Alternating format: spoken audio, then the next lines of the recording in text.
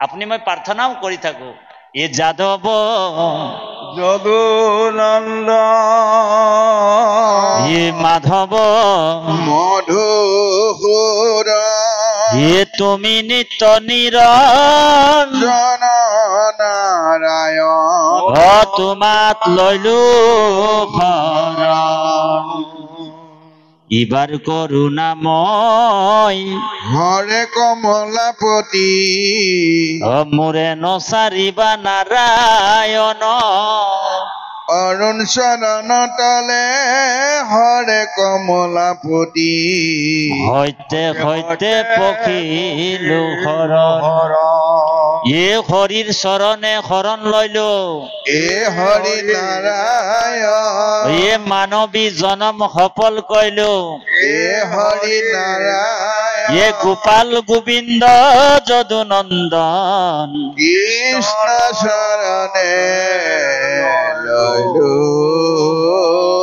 হর রাম গোপাল গোবিন্দ যদুনন্দন। কৃষ্ণ শরণে গতিকে সদায় আপুনি মই প্ৰাৰ্থনা কৰিছো যে যাদৱ যদুনন্দন মাধৱ মধুসূদন তুমি নিত্য নিৰঞ্জন তোমাত লইলো শৰণ। ইবাৰ কৰুণাময় হৰি কমলাপতি চাৰিবা নাৰায়ণ এইবাৰ কিন্তু মোকে নাই ছাড়বি প্ৰভু, এইবাৰ কিন্তু মোক নেদিবা। কাৰণ ভগৱানে গোল্ডেন চান্স দিছে মানুহৰ জন্মটো। দুৰ্লভম মনুষ্যম দেহা, মানুহৰ জন্মটো বহুত দুৰ্লভ বুলি কৈছে, পাবলৈ বহুত টান। তাতোতকৈ বোলে দুৰ্লভ কি জানেনে? সন্তৰ সং, ভকতৰ সং।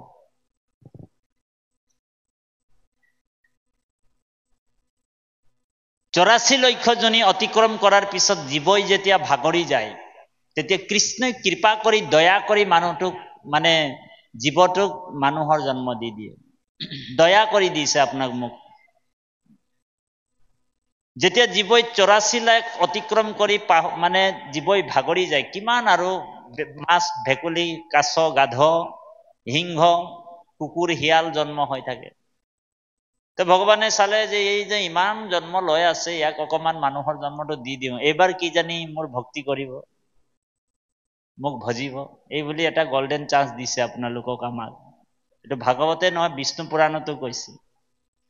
বোলে স্থাৱৰ বিংশতি লক্ষম জলজম নৱলক্ষণ কুৰুমাঞ্চ ৰুদ্ৰ লক্ষঞ্চ দশ লক্ষঞ্চ পক্ষিণাম ত্ৰিংশ লক্ষঞ্চ পশুনাম চতুৰ্লক্ষণ বানৰ তত্ত্ব মনুষ্যানম প্ৰপত্যন্তে কৰ্মণা সাধয়তে।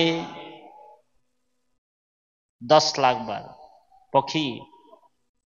স্থাৱৰ বিংশতি লক্ষম, গছ গছনি তৰুলতা হৈ কিনি বোলে 20 লাখ বাৰ একে জেগাত থিয় হৈ আছিল। গছ গছনি হলে কি হব, বোলে একে জেগাত ৰৈ থাকিব, কোনোবা কাটিও যাব, ঘৰত লগাব, হয় নাই বাৰু?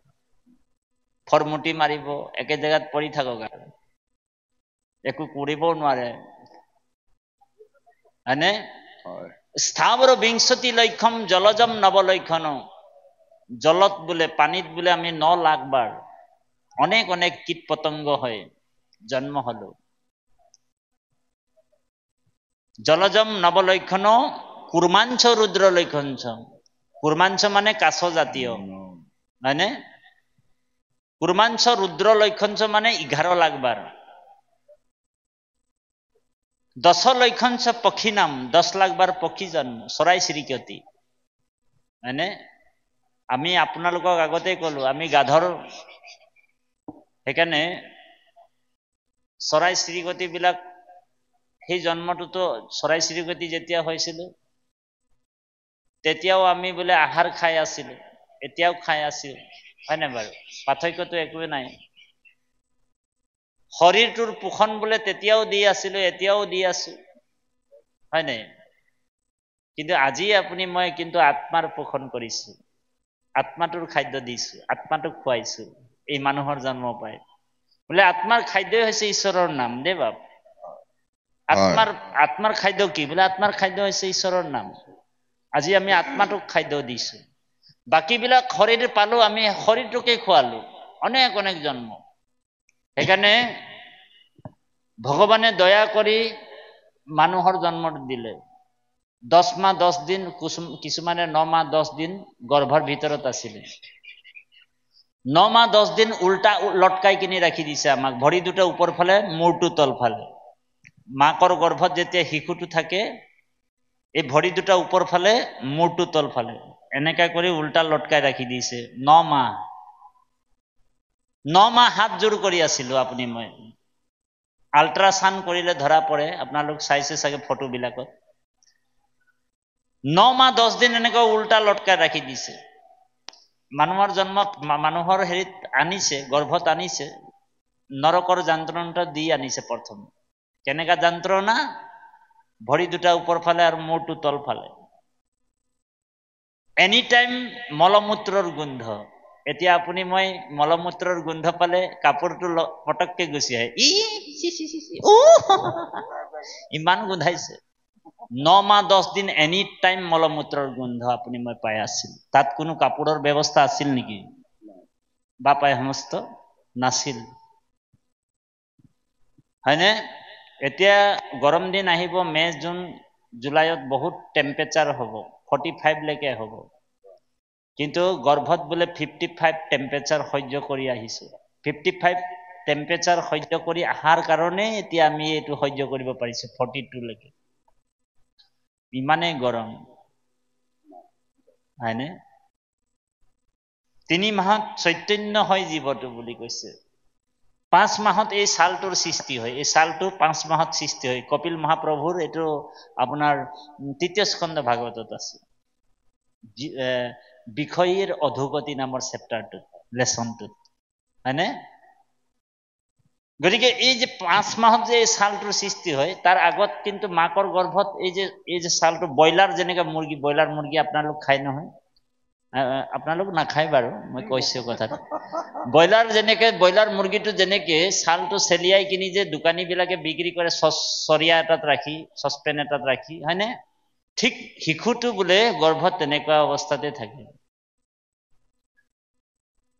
গৰ্ভৱতী মহিলাক অকমান নিমখ খাবলৈ মন যায় টেঙা খাবলৈ মন যায় জ্বলা খাবলৈ মন যায় ফটাফট খাই দিয়ে শিশুটো কি অৱস্থাত আছে নাজানে অকমান কটা ঘাওত যদি নিমখ দি দিয়া হয় কেনেকা লাগিব গোটেই শৰীৰটো যদি তেনেকে থাকে ও হৰি কি হ'ব আৰু জীৱটো ছটফটাই যায় ভিতৰত কেতিয়াবা মূৰ্ছা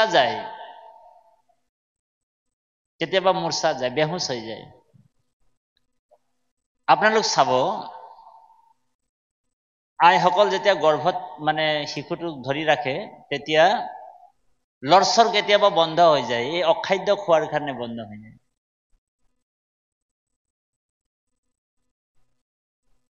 লৰচৰ বন্ধ হৈ যোৱাৰ লগে লগে একদম দৌৰ মাৰে এম্বুলেন্স আনি কিনি ডক্টৰে গৰম বেজি এটা ঠুকি দিয়ে আৰু লগে লগে অকমান লৰচৰ হয় আৰু আছে চেতন আছে হয়নে জিওটো আছে আৰু গতিকে মাকে টেঙা খাই জ্বলা খাই বেহুচ হৈ যায় আৰু গৰ্ভতে শিশুটো মানে প্ৰতিজ্ঞা কৰে কি বুলি কৰে যে মা মই গৰ্ভত থাকোতে তুমি মোক খুব টেঙা জ্বলা দিলা নহয় জানো ৰবা মা ময়ো ভূমিষ্ঠ হবলৈ দিয়া বোলে তোমালোককো মই খুব টেঙা জ্বলা দিম বোলে হৰি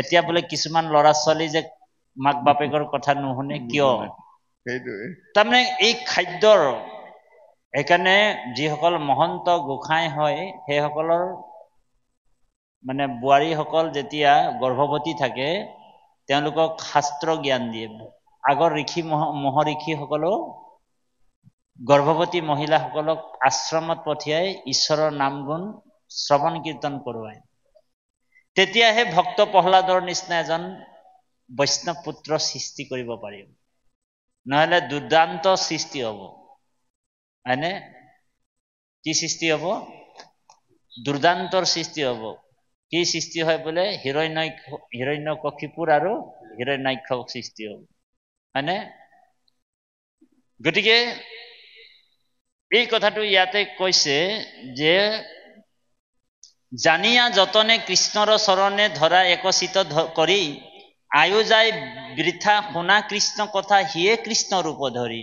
আমাৰ আয়ুটো পাৰ হৈ গৈছে, আলে জালে ইয়াক যাতে পাৰ নকৰাও, যাতে আমি সন্তৰ সংগত বহি ঈশ্বৰৰ নাম ভগৱতৰ সংগত বহি ভগৱানৰ কথা লীলা চৰিত্ৰবিলাক শুনিবলৈ কৈছে, মন দি শুনিবলৈ কৈছে দেই।